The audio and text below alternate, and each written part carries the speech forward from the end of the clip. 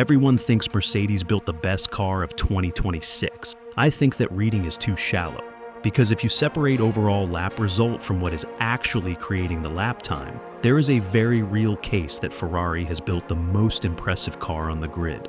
Not necessarily the easiest car, not even the most complete car right now, but the most sophisticated one, the one with the most dangerous chassis concept, the one that may become unbeatable if the balance of this rule set shifts even slightly. And that is the part almost everyone is missing. A lot of the early reaction around the paddock has been driven by the usual trap. One lap here, one speed trace there, a headline, a quote, a conclusion. Mercedes looks explosive on the straight, so people immediately jump to best car. Ferrari doesn't dominate the final number on every lap sheet, so people assume it must be second best. But Formula One is not that simple, especially not in 2026, because these new regulations are not rewarding one thing. They are rewarding a trade-off. And right now, Ferrari may have won the hardest part of that trade-off. What we do know, based on the early onboards, GPS trends, and the way rivals have reacted, is that the Ferrari looks exceptionally strong in the corners. Not just stable, not just tidy, genuinely fast through the phase of the lap, where drivers expose the real quality of a chassis, mid-corner commitment, rear support, traction on exit. The SF26 looks like a car that gives the driver the confidence to attack. That matters. And when people in the paddock start paying close attention to Ferrari's rear-end packaging, that matters too. Now, we need to be careful here, because this is where fact turns into interpretation. There is no official Ferrari document telling us exactly what they found. But one theory making a lot of sense is that Ferrari may have found a very clever way to use the new rear architecture, the exhaust flow characteristics, and the legal packaging freedom around the back of the car to energize airflow in a way other teams have not matched yet. If that theory is even close to true, then Ferrari has not just built a quick car, they have built a concept car, a car that creates rear grip and floor stability in a way that changes how aggressively the driver can rotate it into low and medium speed corners, a car that stays connected on exit, a car that lets you pick up throttle earlier because the rear does not feel like it is about to disappear underneath you. And that would explain a lot of what we are seeing, because the Ferrari does not look quick in the lazy, comfortable way. It looks quick in the precise way. The rear seems planted. The transition looks clean. The traction phase looks strong. It looks like a car that is generating confidence mechanically and aerodynamically at the same time. That is why I think calling Mercedes obviously the best car is wrong. Mercedes may have the best lap time weapon, right? That is not necessarily the same thing as having the best car, because 2026 is an energy formula as much as it is an aero formula, maybe more. The loss of the MGUH changes the whole game. Energy recovery is harder. Deployment matters more. Clipping becomes a bigger threat. And the teams that best manage the relationship between combustion power, harvesting, battery usage, and deployment mapping are going to shape the competitive order of every straight on the calendar. This is where Mercedes looks terrifying, because their advantage does not appear to come from one flashy corner of the car.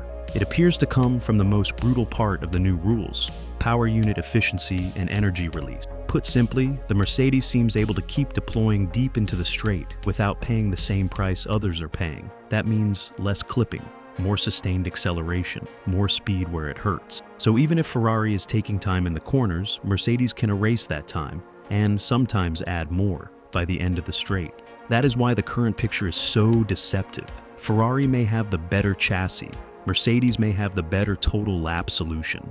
Those are not the same sentence, and they lead to very different conclusions about what happens next. Because if Ferrari's core strength is genuinely in the car's aeromechanical platform, that strength is much more dangerous over a full season than people think. Straight-line dominance can be regulated. Deployment advantages can be managed. Power unit interpretations can be challenged. But if you have built a chassis that naturally carries speed, naturally protects the rear tires, naturally gives the driver confidence, that is a foundation. And foundations are hard to kill. This is where the political side of Formula One starts to matter.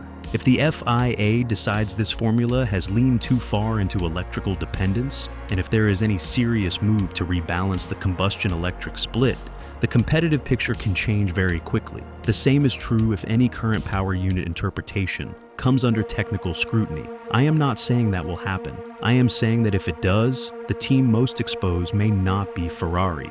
It may be Mercedes. Because if Mercedes is currently using superior deployment and combustion efficiency to cover areas where the chassis is less special, then any regulatory hit in those areas suddenly exposes the real shape of the car underneath. And if that happens, Ferrari becomes terrifying. Why? Because then the conversation is no longer about who survives the straight best. It becomes about who has built the most complete racing car underneath the power unit. And that is where Ferrari may already be ahead. Now, there is another possibility, and this one is even more interesting. What if Mercedes knows all of this? What if they know their power unit advantage is under the microscope?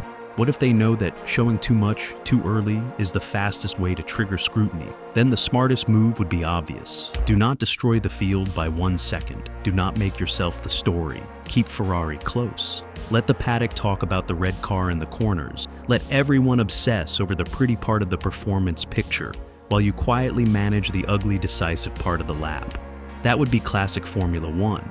And it would also mean the current battle is even more deceptive than it looks, because then Ferrari is not chasing the best Mercedes version. It is chasing the controlled version. Again, that is a hypothesis, not a fact, but it is a serious possibility in a sport that has always been political, strategic, and very aware of what regulators are watching. So, where does that leave us? My provisional verdict is this. If you are asking who has the most devastating straight-line package right now, Mercedes has the strongest case. If you are asking who may have built the best chassis, the smartest car architecture, and the package with the biggest upside if the rules or interpretations move even a little, I think the answer is Ferrari. And that is why I think most people are getting 2026 wrong. They are looking at who is winning the visible part of the lap, not the deeper part of the car. Mercedes may still be the team to beat today, but Ferrari may be the team sitting on the most dangerous idea in the field. And if the regulatory winds shift even slightly, that red car may stop looking like the elegant alternative and start looking like the reference. So here is the real question. If the FIA tightens the areas that currently seem to favor Mercedes, does Ferrari become the clear benchmark of 2026? Or are we all falling for the oldest trick in Formula One, and Mercedes is still hiding the true scale of its advantage?